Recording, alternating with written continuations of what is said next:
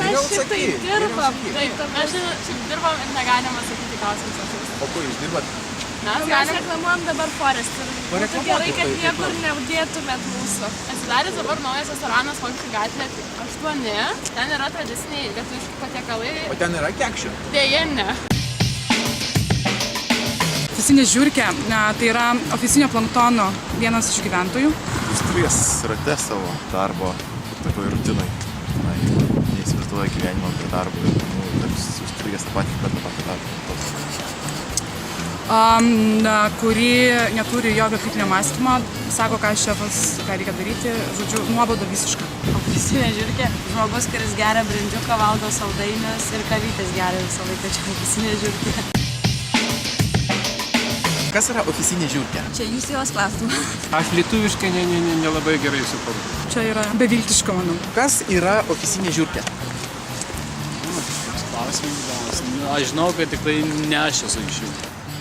Labą dieną. Kas yra ofisinė žiurkė? Nežinau.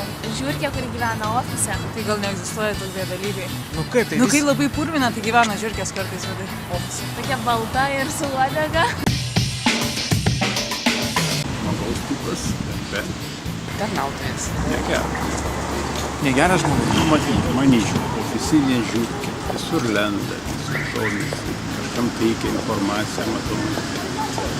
Viršvalandžius vis nedausis. Viršvalandžius narvelį negali išeiti.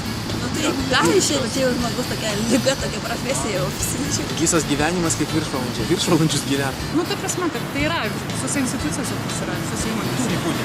Nu, neturi būti, taip yra. Kaip Saulė ir Mėnulis, yra ofisinės žiurkės. O iš kur jos atsiranda? Tai toks tipas žmonių egzistavo, manau, nuo pat visuomenės susikūrimo. Nu, Mauglis, šakalai. Kaip kovoti su ofisinėm žiurkėm?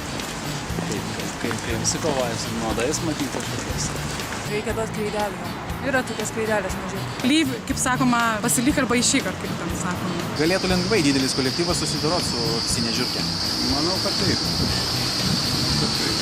Užmėtyti akmenimis, pavyzdžiui. Ir tada nebebus ofisinė žiurkė. Ne, ačiū, iš tikrųjų.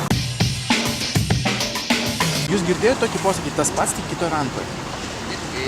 O apie ką eina kalba? Kas tas pats? Bet kas? Variantas. Įvairių yra variantų.